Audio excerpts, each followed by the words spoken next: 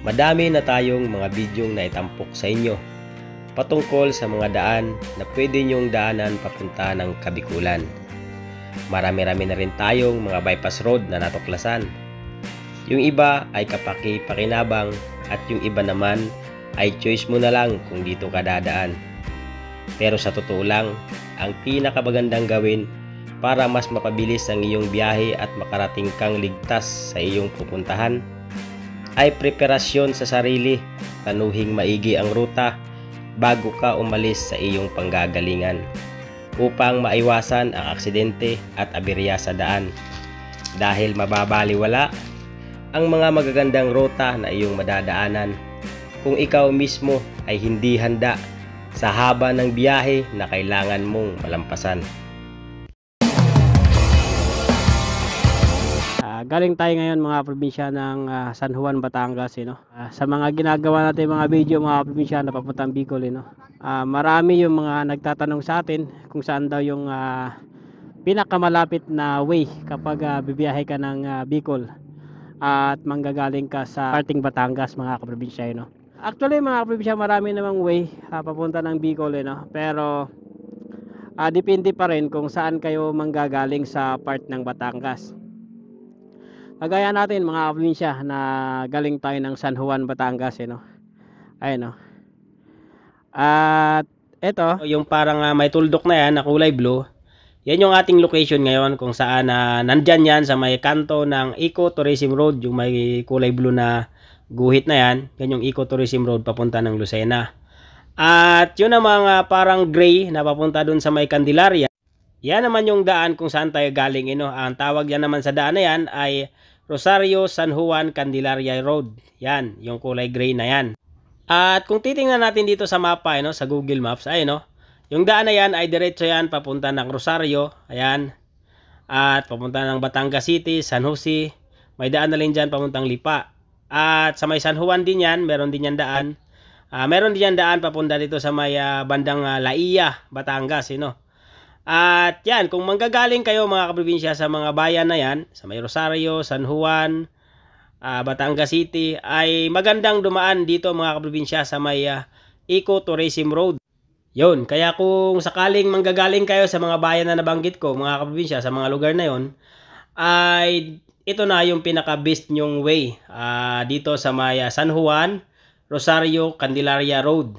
At madadaanan nyo na dito yung may kulay blue na yan, yung Eco-Tourism Road na papunta ng Lucena City. Itong Rosario, San Juan, Candelaria Road, itong diretso na to. Tapos sa pagkadating nyo dito sa may intersection ng Eco-Tourism Road ay liliko kayo pa kanan.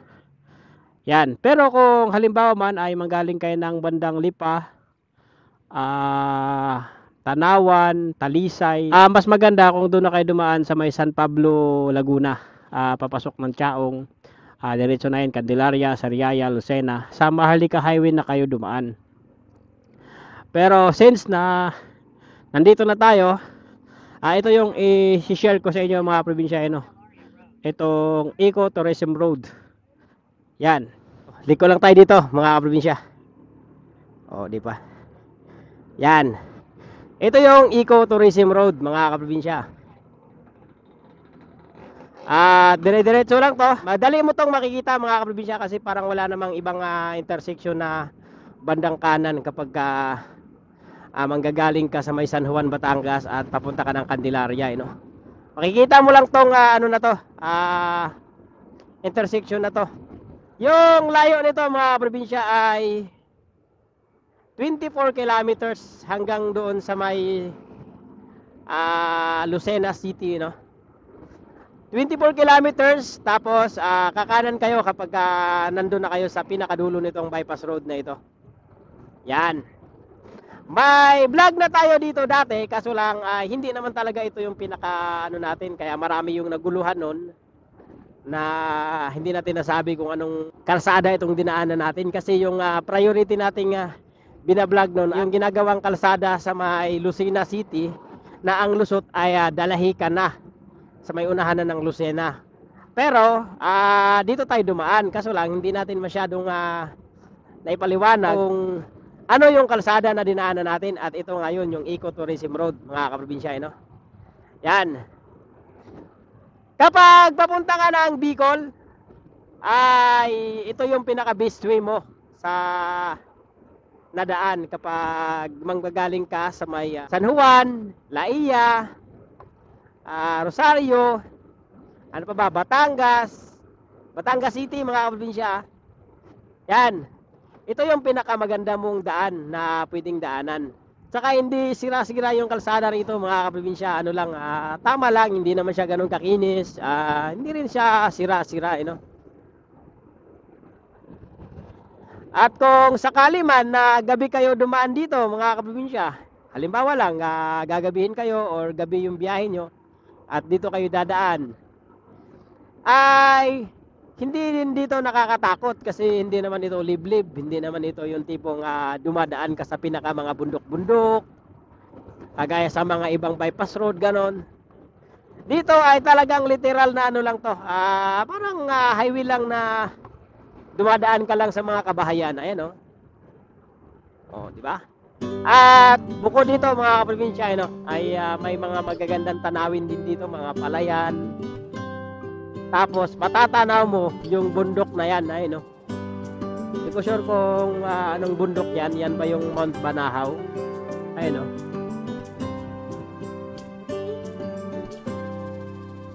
Mount Banahaw ata ang tawag dyan, eh, sa bundok na yan, eh, oh. Yan. At yung kabila nito, mga kaprobinsya, ay dagat yan, beach. Diyan kami naligo nung Semana Santa, no. Oh, di ba? Lusot nito, mga kaprobinsya, doon sa may Maharlika Highway ng Lucena City, no. Unahan na ng konti ng Sariaya, Quezon. Yan. Wow, ganda. Talagang maganda rito, mga kaprobinsya, no? Dahil may magandang view dito. Huwag dito kayo dumaan. Ano? Wow.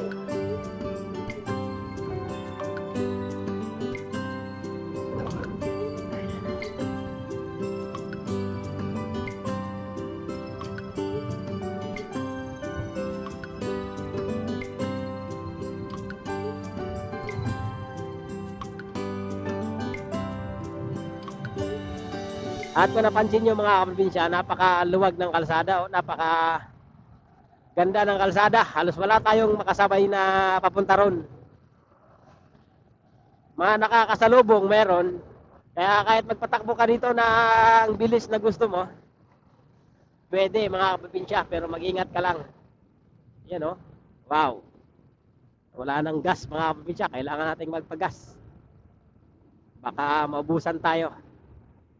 Dito tayo magpagas sa Golf. Bah, kakaiba yung ano, kaso ang mahal.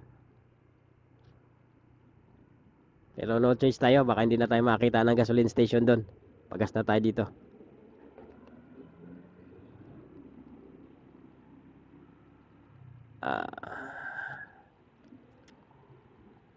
Yun.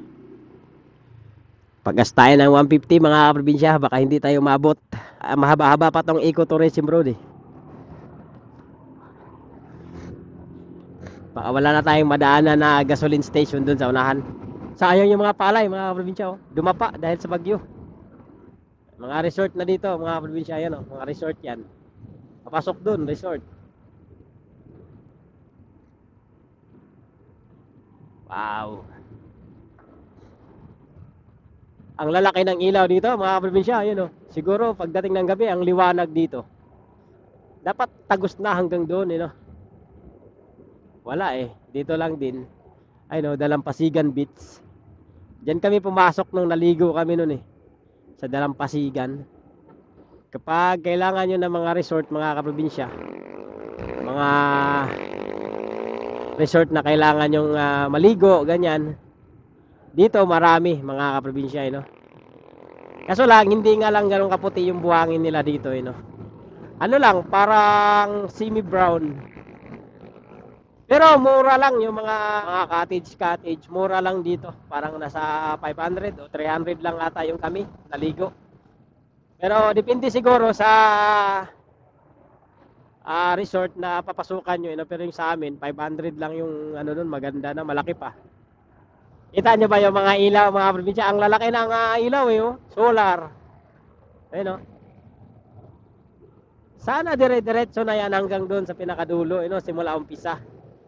Ganda siguro dito dumaan sa gabi. Kung ganyan lahat. Kaso, putol eh. Siguro baka hindi pa tapos, mga kaprobinsya. Uy, ang may bumanggaro na. Dito halos kumpleto na ilaw, mga kaprobinsya, oh. Kaya pag dumaan kayo rito ng gabi, siguro naman, umiilaw naman siguro yan kasi hindi pa rin ako nakakadaan ng gabi dito eh. Pero, sigurado maliwanag to dito mga kaprobinsya kasi yan, mga ilaw. Solar naman ata yung mga ilaw na yan eh. Oh, diretso na siguro to hanggang Lucena, siguro ganyan na yan. Malapit na tayo sa Lucena eh. Ayun yung mga bakas ng bagyong Aghon, mga kaprobinsya eh, no? Ayun mga saging, mga kaprobinsya, oh, natuyo na. Tignan nyo. Oh, tuyo na, mga ilang araw na kasi. Isang linggo nang nakakalipas ata eh. Yan oh. Daming mangga oh, pulot ka mangga oh. Yan yung binlog natin dati mga probinsya eh, no? Ay no. Na marami tayong basher yan oh. Binlog natin yan dati eh, no? Sabi natin tangki ng mga company ng gasolina. Kaso may mga nag-comment na mga mas nakakaalam. Siguro mga taga rito. Ano daw yan? Yung langis. Ewan ko. Ganun talaga mga kaprobinsya eh. Pagka pumasok ka sa mga ganitong klase, lalo mga nagbablog ka, basta sa social media, ay wag mong i-expect na 100% ng manonood sa'yo ay sasang-ayon dun sa gusto mo. Marami dyan, yung iba, marang mga susuporta, lalo yung mga nakakaintindi sa'yo, pero marami din talaga dyan yung mga mangbabatiko sa'yo. Normal yon mga kaprobinsya, no? Pero okay lang yung basher, natural yon na may sari-sarili yan sila mga opinion mga kaprobinsya, no? Wala namang problema doon sa mga mambabas sa'yo kung halimbawa alam naman nila yung lugar o alam nila yung sinasabi nila, walang problema doon mga kaprobinsya. Halimbawa iko-correct ka nila, ganun, mali-mali kang sinasabi, tapos iko-correct ka nila, okay yon mga kaprobinsya, magandang basher yung ganun, medyo acceptable kumbaga. Pero may mga basher kasi mga kaprobinsya na yung tipong kahit wala namang alam, comment lang ng ganito, ganyan. Hindi naman nakapunta sa lugar na yon.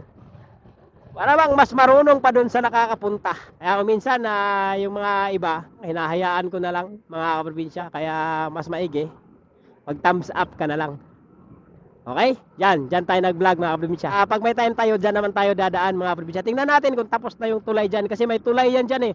Lusot yan papunta ng Dalahican mga kaprobinsya. Pero pag natapos yun mga kaprobinsya, yung tinuro ko sa inyong kanto. Pag natapos yun, pwede na kayong hindi dito dumirekta. Hindi pwede niya kayong hindi nyo na to diretsuhin kasi dadaan pa rin kayo dun sa pinaka-tunnel ng Lucena kung madalas kayong bumiyahe ng Bicol mga kaprobinsya, no? Dadaan pa rin kayo doon sa may parang tunnel, yung parang sa Ayala ganun. Dadaanan nyo pa rin yun dito kapag ito kayo dadaan. Pero mga kaprobinsya, once na matapos yun, yung highway na yun, yung kalsada na yun, may tulay lang na ginagawa doon sa unahan nun, sa pinaka ng Lucena. Yun na dadaanan yung underpass ng Lucena, hindi nyo na yun dadaanan. Yan. Pagka may time tayo mga kaprobinsya, mag-vlog din tayo doon. Tingnan natin mga kaprobinsya, kung sakaling tapos na ba. Kasi maganda rin yun, yung kalsada na yun, pag natapos na, rekta-rekta ka na talaga doon sa pinaka ng Dalahican, doon sa pinakakanto ng papasok doon sa may Dalahican mga kaprobinsya. Ang lusot mo noon, malapit na doon sa mismong Pagbilao, Quezon. Tirahin na natin to. Naabot pa tayo ng yellow lane.